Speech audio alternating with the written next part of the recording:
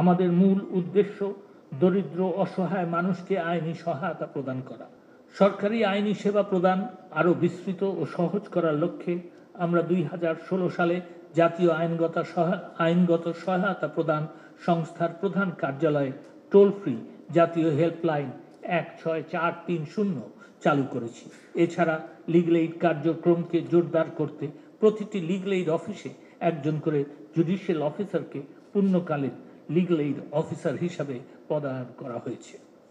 সম্মানিত উপস্থিতি, আপনারা জানেন মামলার সঠিক ব্যবস্থাপনার পাশাপাশি বিকল্প বিরোধ নিষ্পত্তি পদ্ধতি বা এডিআর মামলা জট নিরসনের সহায়ক একটি পন্থা হিসাবে বিশ্বব্যাপী স্বীকৃত।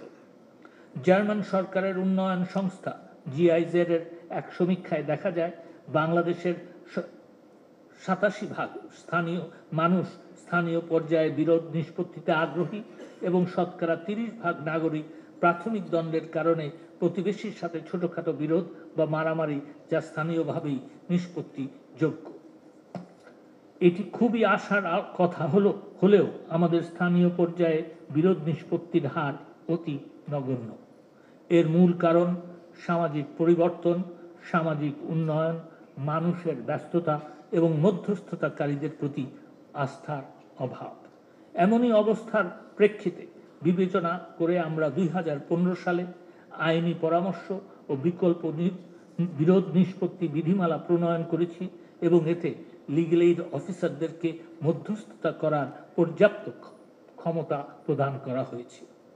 সুখবর হলো উক্ত ক্ষমতা প্রয়োগ করে লিগ্যাল এইড অফিসারগণ জুলাই 2015 সাল থেকে মার্চ 2024 সাল পর্যন্ত 1,10,436টি বিরোধ নিষ্পত্তি করেছেন।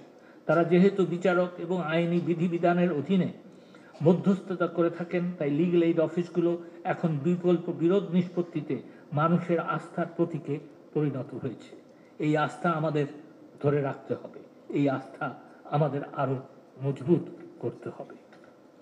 সম্মানিত সুধীবৃন্দ, মাননীয় প্রধানমন্ত্রী শেখ হাসিনার বলিষ্ঠ নেতৃত্বে আইনের শাসন ও মানবাধিকার প্রতিষ্ঠা সহ সকল ক্ষেত্রে বাংলাদেশ এগিয়ে যাচ্ছে।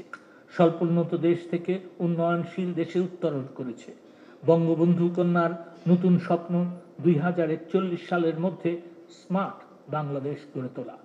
সে কারণে এবছর দিবসটির প্রতিপাদ্য নির্ধারণ করা হয়েছে স্মার্ট লিগ্যাল এইড, স্মার্ট দেশ, বঙ্গবন্ধুর বাংলাদেশ। এই প্রতিপাদ্যকে ধারণ করে সরকারি আইনি সহায়তা কার্যক্রম আরো সফল ও বেগবান হবে বলে আমি বিশ্বাস করি। শেষ করার আগে শুধু বলবো, আমাদের মূল উদ্দেশ্য দরিদ্র অসহায় মানুষকে আইনি সহায়তা প্রদান করা। এই আইনি সহায়তা কার্যক্রমকে আরো সফল ও বেগবান করে তুলতে হলে এটিকে অবশ্যই জনগণের দোরগোড়ায়, অর্থাৎ যারা আইনি সহায়তা পাওয়ার যোগ্য তাদের কাছে নিয়ে যেতে হবে। আর তা করতে হলে উপজেলা ও ইউনিয়ন লিগ্যাল এইড কমিটিকেও অধিকতর কার্যকর করতে হবে। কারাগারগুলোর সাথে যোগাযোগ বাড়াতে হবে। আইনি সহায়তা প্রদানকালে পুঁথিগত আইন প্রয়োগের দৃষ্টির পাশাপাশি সামাজিক ও মানবিক দৃষ্টিকোণকেও স্থান দেওয়া উচিত। পাশাপাশি আইনগত সহায়তার বিষয়ে জনসচেতনতা বৃদ্ধি সহ স্বপ্রণোদিত দ্রুত ও কার্যকর আইনি সেবা নিশ্চিত করতে বিভিন্ন সরকারি ও বেসরকারি সংস্থার সঙ্গে অংশীদারিত্ব বৃদ্ধির বিষয়টিও গুরুত্বের সাথে বিবেচনা করা প্রয়োজন।